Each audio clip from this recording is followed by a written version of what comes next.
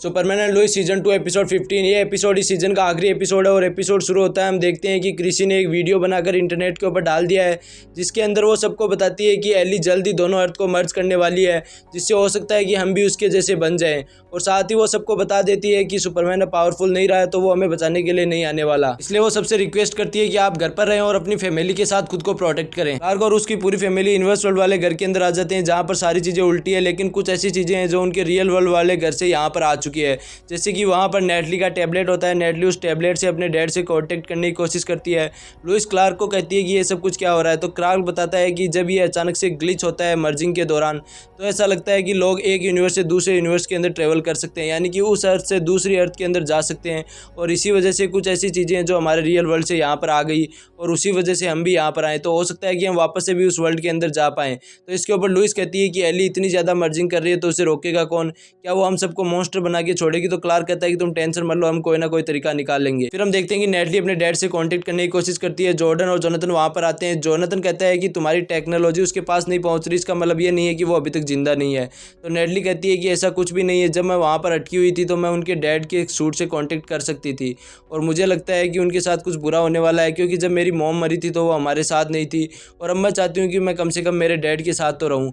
फिर अचानक से उनको टैबलेट से जॉन हेनरी आयंस की आवाज़ सुनाई देती है। वो तुरंत जाकर सुपरमैन और लुइस को बताते हैं। नेटली कहती है कि ऐसा लगता है वो दोनों अर्थ के बीच की जो खाली स्पेस है उसके अंदर अटक चुका है और इधर नहीं आ सकता। तो इसके ऊपर सुपरमैन कहता है कि किसी ना किसी को उस तरफ जाना होगा और उसे लेकर आना होगा।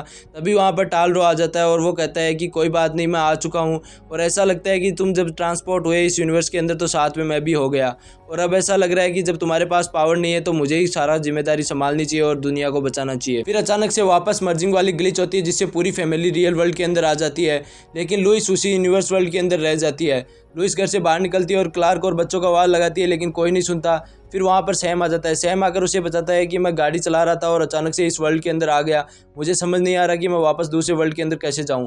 तो इसके ऊपर लुइस कहती है कि ऐसा कुछ भी नहीं होने वाला, क्योंकि यहाँ पर सारे एली के साथ है तो मुझे नहीं लगता कि कोई हमारी हेल्प करेगा। सैम कहता है कि ऐसा कुछ भी नहीं है, कोई ना कोई तो होगा ही जो एली के खिलाफ होगा या फिर जिसका एली ने पूरी तरह से ब्रेन वॉश ना किया हो।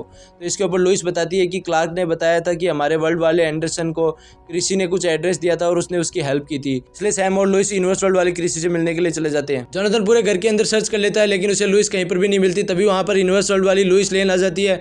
उसे देखकर वो सब लोग समझ जाते हैं कि उनकी वाली लुइस लेन दूसरे वर्ल्ड के अंदर ही रह चुकी है। फिर हम देखते हैं कि नेटली वहाँ से अपने डैड को बचाने के लिए जा रही होती है। जोनाथन और जॉर्डन उसे रोकने की कोशिश करते हैं तो नेटली कहती है कि मेरे डैड की आवाज़ मुझे सुनाई दी थी, उन्होंने कहा है कि मैं अपना स्केप बोर्ड लेकर उनके पास आऊँ। वो उनको गुड बाय बोलती है और वहाँ से चली जाती है। सोफी लाना और सहरा को बता रही होती है कि कायल यहाँ पर खड़ा था और अचानक से गायब हो गया, इसलिए लाना और उसकी पूरी फैमिली कायल को ढूंढने के लिए चले जाते हैं। वो एक रेस्टोरेंट के बाहर खड़े होते हैं जहाँ पर सहरा अपने डैड से कॉल करके उनसे बात करने की कोशिश कर रही होती है। तभी वहाँ पर एक कार बहुत ही तेज़ स्पीड में उनकी तरफ आती है। लाना सहरा को साइड में करके उसे बचा लेती है और वो कार जाकर दीवार से टकरा जाती है। सहरा जाकर उस कार का गेट खोलती है तो देखती है उस कार के अंदर कोई भी नहीं होता। इस बात से वो सब के सब घबरा जाते हैं। लाना कहती है कि हमें यहाँ से चलकर कायल को ढूंढना चाहिए। वो लोग फायर डिपार्टमेंट पहुंचते हैं जहाँ पर वो कायल के साथ काम करने वाले लोगों से पूछते हैं कि कायल यहाँ पर आया था क्या, तो वो बताते हैं कि कायल यहाँ पर नहीं आया। इसके बाद वो वहाँ से जा रहे होते हैं। तभी वो फायर डिपार्टमेंट वाले लोग कहते हैं कि लाना तुम यहाँ की मेयर हो तो तुम हमें बताओ अब हम क्या करें।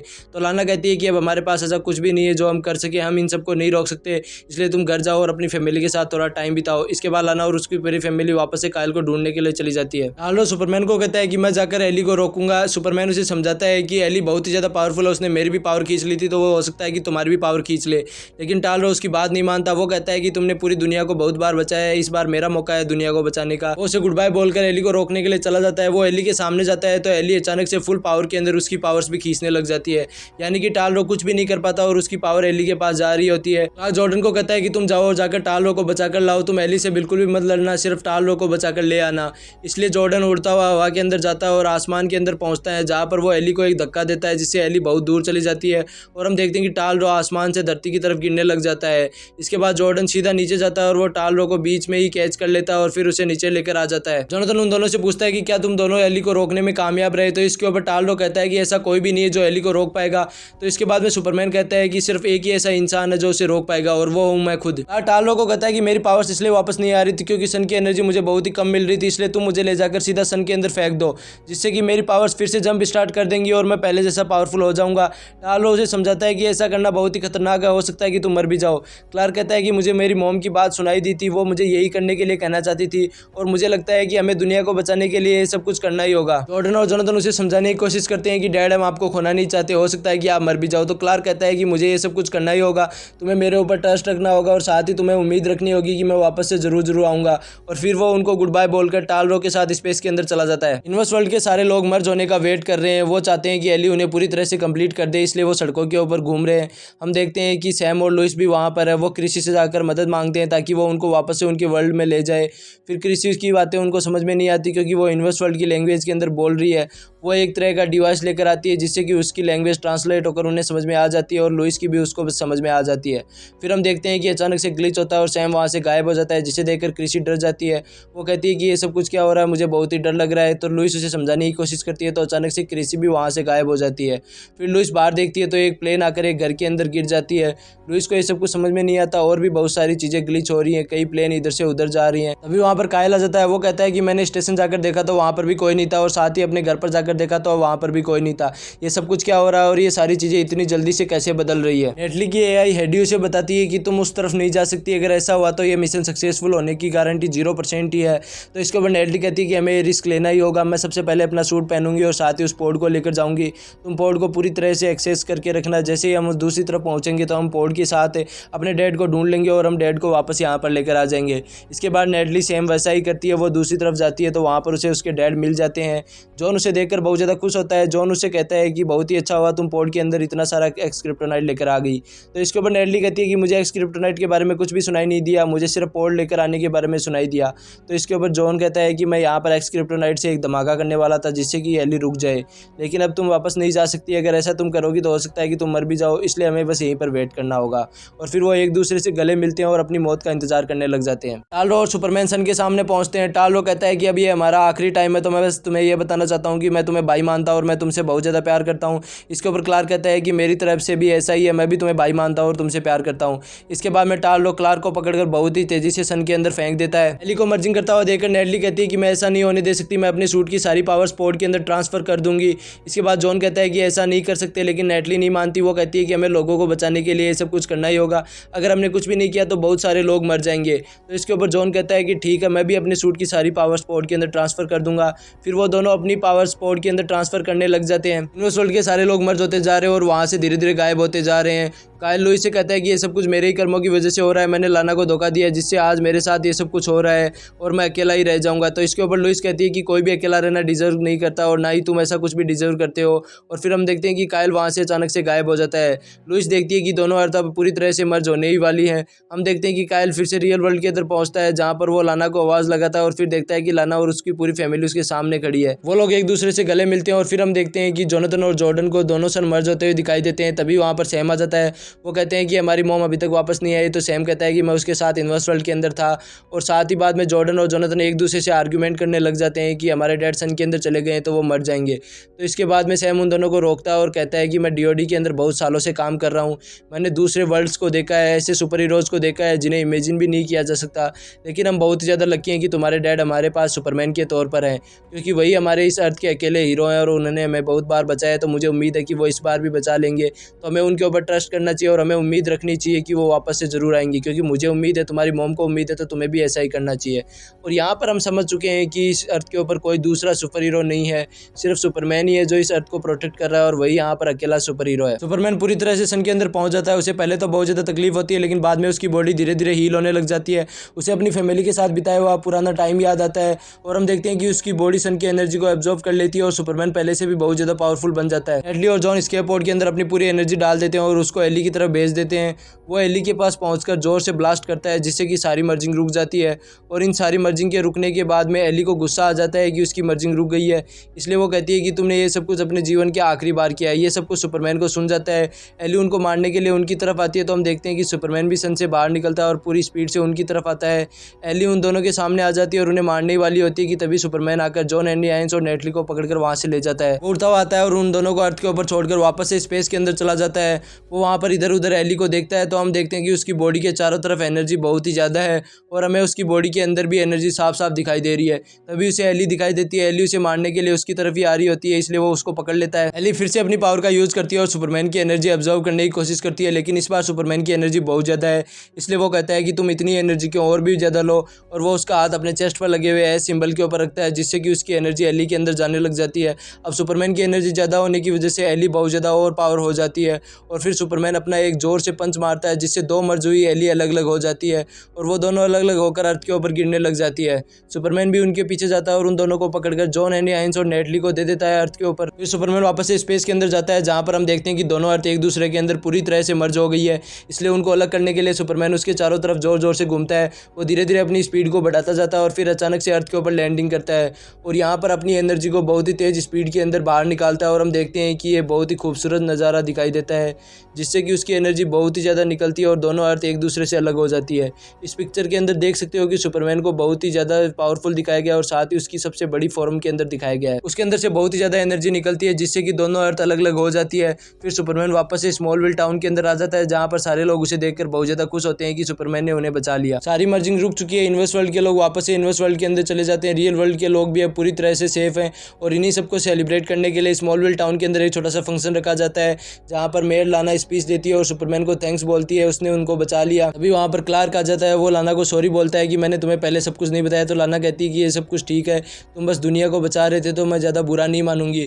और फिर वो कहती है कि तुम सहरा के लिए भी चिंता मत करना, अगर मैं सहरा को सच्चाई नहीं बताती तो फिर भी ये बहुत ज़्यादा मुश्किल होता। तो अब अच्छा ही हुआ कि उसे सब कुछ पता चल गया और हम ये सब कुछ संभाल लेंगे।